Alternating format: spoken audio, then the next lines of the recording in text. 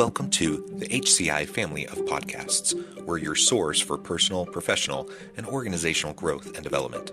We share our own original research, explore industry trends, and interview executives and thought leaders from across the globe. Join us for practitioner-oriented content around all things leadership, HR, talent management, organizational development, and change management. Maximize your personal and organizational potential with the HCI family of podcasts. Mark Fava, welcome to the conversation today. Great, John. Thanks for having me. It is a real pleasure to be joining you. You're joining us from South Carolina. I'm south of Salt Lake City in Utah. And today we're going to be talking about your recent book, Lessons from the Admiral, Naval Wisdom and Sea Stories for Leaders. I always love different takes on leadership and particularly military takes on leadership. It's always really fun to hear different stories and different approaches. And this will be a really fun way to go about hearing your wisdom, your experiences, to apply them into life, into workplace settings, into various arenas, and how we can be more effective. As we get started, I wanted to share Mark's bio with everybody. Mark C. Fava is a career aviation lawyer and retired naval flight officer. He is a prolific writer and entertaining speaker. He retired from the U.S. Navy as a captain, having commanded 3 units, including an aviation squadron. He has been a law firm partner and a corporate executive lawyer. He has written numerous articles, including What I Learned from the Judge in the South Carolina Lawyer and Steering Through a Crisis, Lawyers as Leaders in the Washington Lawyer. As a law school adjunct professor, he has also taught aviation law and legal writing. And you can find more information about him at markcfava.com. Mark, anything you would like to highlight about your background or personal context before we dive on into the conversation about your book? No, John, I think you covered it. The website is out there. It's got a contact me form and happy to talk to anybody, not only about the book, but about leadership, but about speaking about any of the above. So thank you for that kind introduction. Awesome. Awesome. Well, when talking to authors about books, the first thing I always love to ask is kind of like the origin story. So what prompted you here? It's like books are a labor of love. They take a lot of effort. Oftentimes they percolate for a really long time. Why this book? Why now? Yeah, and you hit it right on the head. It did percolate for a long time, over 30 years. So my last job in active duty in the Navy, I worked as an admiral's aide. And what I learned in that job, working for a tremendous boss, were leadership traits and lessons that I picked up and that I carried through with me, not only in law school, but as a lawyer, as a naval reservist, and ultimately as an in-house lawyer. So I just finally said during the pandemic, you know what? Let's just finally write. I'd written some notes down, and I said, I'm finally going to just write it down and publish a book. And it took me 2 years to do it. And you're right, it was a labor of love. Yeah, well, and like many, it sounds like it was a pandemic project. It was. I think many can relate to that. Yeah, I was sitting around watching it. I never used to watch a whole lot of TV. I was always just too busy with, either my reserve duty or work or 3 daughters and my wife. So I decided in Netflix, I started binging TV and Netflix. I'd never done that before during the pandemic. And I said, boy, this is just not, other than watching Schitt's Creek and getting a good laugh, this is not a good use of my time. So I started writing, and it really was a product of the pandemic. Well, for me, my pandemic project was this podcast. I had always listened to podcasts, and I was missing talking to people and interacting and traveling. And I'm like, why don't I start a podcast, and I can still talk to interesting people from all over? And so this was my project, during the pandemic. That has continued. But yeah, I think lots of people had pandemic projects. Well, that's great. Right. I love hearing about the origins of books and the fact that this was percolating for 30 years, all of these experiences, all these things that now find their way into this book so everyone can learn about, what you experienced. I think that's fantastic. Okay, so as we get into the book, tell us a little bit about the structure of it and how you laid out, the different lessons that people can learn about. Yeah, sure. Listen, you said you've got the title. It's lessons from the Admiral, and most people would pick up the book, or they'll email me and call me and say, hey, it's going to be a great book. It's Mark talking about when he was an admiral. Well, Mark never was an admiral. It's just the opposite, right? It's me as a young admiral's aide trying to figure out and how to serve a leader who was not only demanding but also very empathetic. And there was just a series of things that I did over that 18 months. And I call them sea stories. That's what we call them in the Navy. It was either a success, a failure, an organizational element, or a leadership element that came out of the story. And I just said, gosh, there's about 19 chapters of this. And each one ends with a what I learned segment. Some of them are quite entertaining where I failed miserably, and others are major successes. And then not only what I did, but more importantly, how he treated me and how I then inherited that as part of my leadership fabric Mm, going forward. yeah, well, wonderful. I like that structure of each chapter, and I love that you were able to garner, those good examples along the way. I have to admit, when I think of military leadership examples, I definitely have heard many good examples, but I have this character in my head of also negative examples of Yes. like the guy in your face screaming at you, Yes. like this command control authoritarian, blah, blah, blah, right? I have that kind of thing running in my head, which to me doesn't sound like a great example. But I know better. I know I've talked to many people that have been through the military, who've had leadership roles in the military, who've led tons of people. You just go back to, like the classic movie White Christmas, right? Everyone loves, the general, right? Clearly, there's a whole wide variety of people who have all different leadership styles, and so I love hearing that there's just wonderful examples. Yeah, it's funny that you mentioned that. I've got a section in the book, and I think the quote is in the "What I Learned" section is, "Don't be a screamer," right? Mm, Because to your point, you see screamers not only in the military, but I saw them at law firms, and I've seen them in sure, previous employers. So sure. you and I both know that's not conducive to any type of workplace.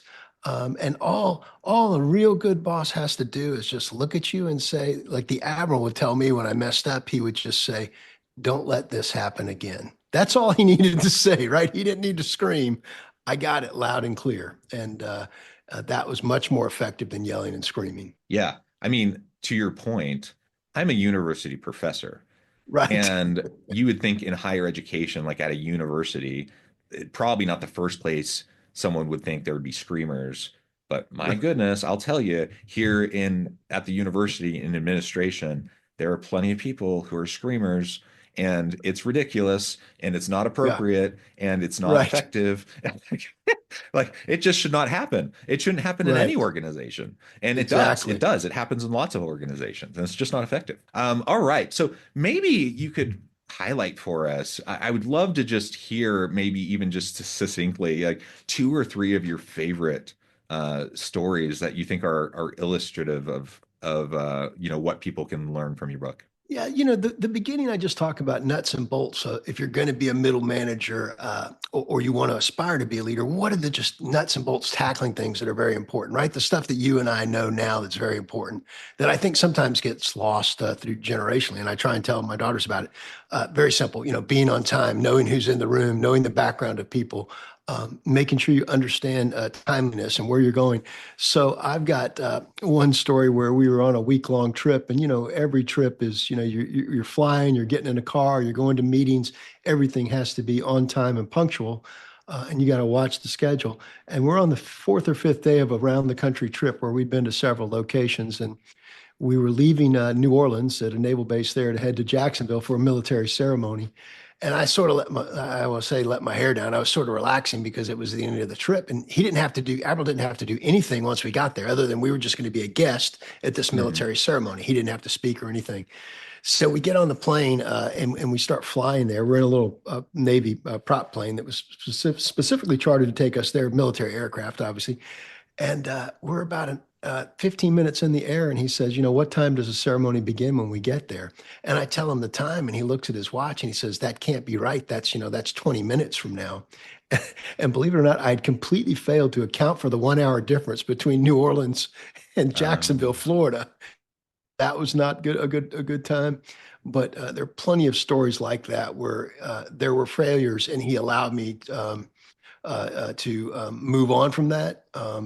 Now, I will say, if there were catastrophic failures repeatedly, I knew he would relieve me. And his first aid, he had relieved because just for those reasons, just too many failures. So he would kid with me at the end of a trip.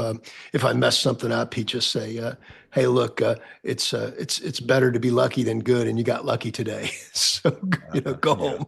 I said, So "Okay, yeah, there's good." still expectations and there's still, Yes, you still have to perform yes, it, but there's also a level of like a recognition that there's going to be learning occurring. right, Like nobody's perfect. There's some level of mercy and just a recognition that yeah, like messing up is only real failure if you're not learning from it and if you right, repeat the same mistake over and over again, right? And like you exactly. said, if it's not a catastrophic failure, then it really is just a learning opportunity. And if you take it seriously, like clearly you did, then you're just growing from it. And he had the wisdom to recognize that, right? Yeah, absolutely. And again, so how I've incorporated that over the years when I ultimately became in charge of leading people or people reporting to me, I would tell them, if you make a mistake, come to me quickly and let me know and let's sort it out. It doesn't get better over time. And I have another chapter that just talks about that. Ask for help early and often if you need it. And what you will find is, to your point, John, a good leader will help you. A good leader will not only help you, but will take care of you out of that mess. And then to your point too, don't do it again, right? Let's learn from this one. Let's not let it happen again. Yeah, yeah, absolutely. Well, I love that story, and I think we probably could all relate a bit. Now, I've never been in that exact situation, but I've definitely messed up time zones. Been there. Yeah, I think it was just filling out a form, and it said, back in the day, we would request military transportation and we'd fill out a form and you'd say takeoff time. And I think I didn't say no later than have to arrival time, or I'd given them a 3 hour window. When they picked up the flight, Sure. they got us there in that 3 hour window, but I should have said, exact time, Eastern time. Well, very good. Any others that you would like to highlight? Yeah, there are a couple others. I mean, we another great one was I was responsible for his. So when he was speaking at a ceremony, I was responsible for the speech, right? And it had to be in the binder on the podium, no different than a university ceremony or graduation. You got a couple hundred people in the audience, everybody's in their dress uniform. He walks up. And he speaks, and whenever he's speaking, I'm always in the audience, maybe 2 rows back from the family looking at him. I had written a speech and I had helped him with the speech. I knew, the timing of the speech. And right before he would give the speech, we had this process where I would run down the hall back in the day, make a photocopy of the speech because he would be editing it on the way. I would take a copy and put it in the binder. I would give him the original, and then I would save a third copy. So we always had 3 copies. So if anybody messed with it on the stage, which junior officers would often do back in the day, they try and get to the speech and mess with the admiral's speech. He had a copy he could always pull out. And absolute worst case, if I had to, I could, walk up to the stage and hand him one. So he starts this beautiful speech. He gets about 4 or 5 minutes into it. And then he just goes off message. And I knew he was going off message, like I said, because I had written the speech and he had edited it. And then he sort of glares at me. And then he flips the page and then looks back down. And then finally he gets back on message. So after it was over, I run up to him as I often do, taking his gloves, taking his military sword off. He hands me his cover. It's all automatic by then. He's just handing me this stuff. And he always asks me, how did I do? People were congratulating him. Someone said, "Hey, that was a great speech, Admiral." And he said, "Well, I'm really glad." He goes, he called me the loop because that's what we wore, the loop for the Admiral's aid. He said, "Loop here, help me with it." And then he leaned down and said, "How did I do?" I said, "Admiral," he said, I think you did pretty good. I said, "But a couple minutes into it, you sort of lost your way." And then he looked at me and said, "It was missing page 12. Don't ever let that happen again." Right. So back in the day, right, the old photocopy machine would run through 2 pages that stuck together. I hadn't page checked it. I'd very quickly put it in the binder. He flips over, it goes from page 11 to 13, and he had to recover. Let me tell you, never again did I ever do any document as a lawyer or helping people write speeches or my own documents that I didn't page check the documents. You always double checked after that. Double check. And again, all he Good, had to good do was say, life "Don't ever, lesson. Yeah, all he had to do was say, "Don't ever let that happen again." But I filed hundreds of documents in the court when I was a litigator, and every single time, when I would upload something to the PDF document, every page would be numbered, and I would check it, and I never did that again. Yeah, yeah. Very good. Very good. And again, I can't relate directly to that exact example, but I've been in similar types of situations. And yeah, you learn what to check, you learn how to Right. build in redundancies, things like that that are just very useful throughout your career. I definitely had those types of experiences. Yeah, and that's what I learned because as you mentioned earlier, so much of what I did in the military was completely transferable to the civilian world. So it might not be pet checking for pages, but it might be when I'm traveling in my civilian job. I'm always double checking. Do I have a rental car confirmation? Do I have the flights? Do I have it written down just in case I lose my iPhone or something? So I think that's the type of redundancy that I think is critical, and those skills became very transferable, both as a lawyer and as a leader later on. Well, I'm curious what you feel like, um, you know, all these years later, you had this wonderful military career, you've had a wonderful legal career, you've been able to get all of this down in this wonderful book, all these wonderful lessons, all of these insights of lessons learned at the end of these chapters.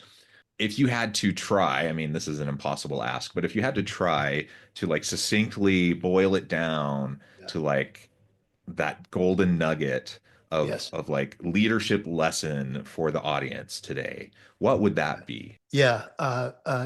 I think it's really twofold, and the first one sort of goes right into the second one. The first one is always say thank you. Always be appreciative of your team. Gratitude. Yeah. Gratitude is huge, and then empathetically take care of your people. Right. So my job as a leader, or has been as a leader, that if the people who are working for me ultimately get promoted to bigger and better jobs, then I've done a good job, right? So always take care of your people, as you mentioned. Um, you give them responsibility, you demand accountability, you tutor and you mentor. But at the end of the day, your job is to make sure that they're successful. That's the key. And I thought that was what he did very, very well. Yeah, and there's nothing special about a leader who just points out deficiencies, who then Right. kicks that person to the curb, and Yes. then, cycles through people. It takes no talent or Yeah. skill to be that kind of a person. And we've all seen people like that. Right. And they're obnoxious, and it's painful to watch, both for the people that they're stomping on, but also to see them. Like it's Yes. really a manifestation of insecurity, really.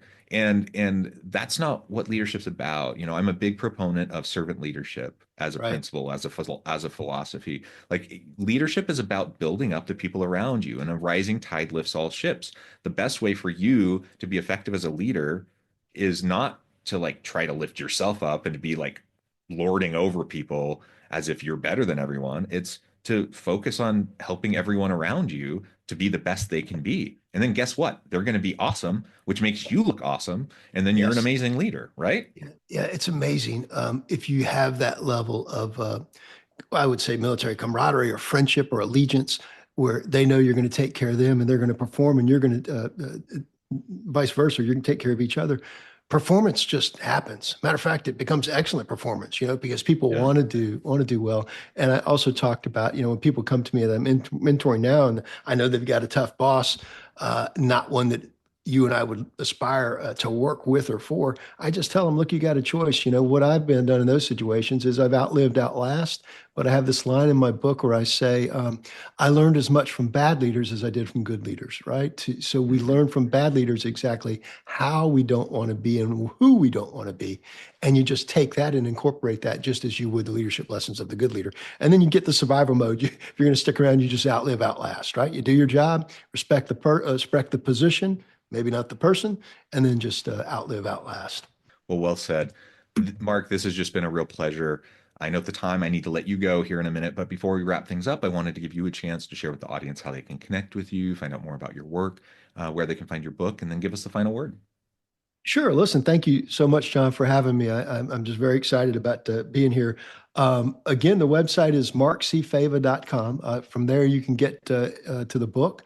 The book is on every major retail bookseller, so Amazon, Barnes and Noble, all of those places. And believe it or not, even before it's released, it was a Amazon bestseller based on pre-orders alone. So I'm just very happy about that, and happy, like I said, to speak on it, talk about leadership, and really appreciate you having me. Awesome. Thank you so much, Mark. It's been a pleasure. I encourage the audience to reach out, get connected, find out more about what Mark can do for you, check out the book. And as always, I hope everyone can stay healthy and safe, that you can find meaning and purpose at work each and every day. And I hope you all have a great week.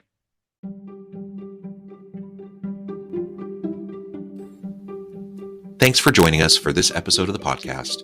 We hope you stay healthy and safe, and please join us again soon.